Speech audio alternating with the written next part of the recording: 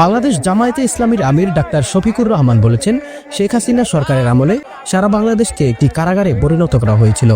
কথা বলার স্বাধীনতা কেড়ে নেওয়া হয়েছিল। 2006 সালের 28 আগস্ট থেকে শুরু করে 2024 সালের 5 আগস্ট পর্যন্ত বহু মানুষকে গুম ও খুন করা হয়েছে। শুধু সত্যের পক্ষে থাকার জন্য অসংখ্য মানুষকে নির্মমভাবে অত্যাচার করা হয়েছে। প্রবীণ ও আলেমদেরকেও তারা জেলে দিতে দ্বিধাবোধ করেনি, তাদের পায়েও টান্ডাবাড়ি পড়িয়েছে। মাওলানা দেলোয়ার হোসেন সাইদি সহ আমাদের বহু নেতাকে তিলে তিলে খুন করা হয়েছে।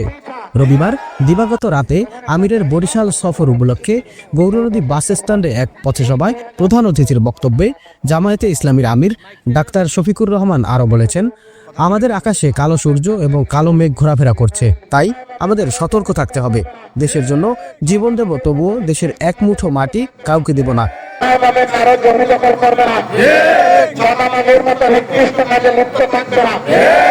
এমন একটা দুর্নীতিমুক্ত বাংলাদেশ আমরা চাই। আমরা এমন একটি দেশ চাই, এই দেশে আমাদের সন্তানেরা লেখাপড়া করে বেকারের কাগজ হাতে নিয়ে ঘুরাবে না, আকাশে কালো সবুজ এবং কালো মেঘ ঘোরাফেরা করছে। আমাদেরকে সতর্ক থাকতে হবে।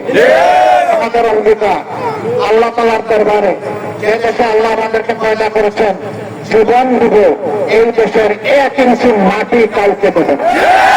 গৌরনদী উপজেলা জামায়াতের আমির মাওলানা মোহাম্মদ আল-আমিনের সভাপতিত্বে অনুষ্ঠিত পথসভায় বিশেষ অতিথি ছিলেন সরকারি গৌরনদী কলেজের সাবেক অধ্যক্ষ মোহাম্মদ মোসলেম উদ্দিন শিকদার, বরিশাল জেলা জামায়াতের ওলামা বিভাগের সভাপতি হাফেজ মাওলানা কামরুল ইসলাম খান।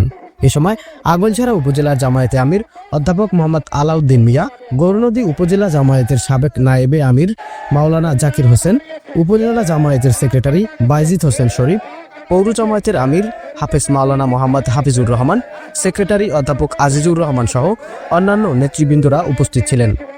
আরিফিন রিয়াদ, স্মার্ট সংবাদ, নিউজ ডেস্ক।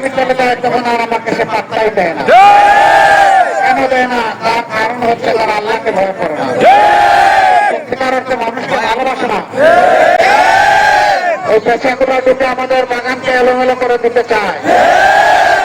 এরা কারা?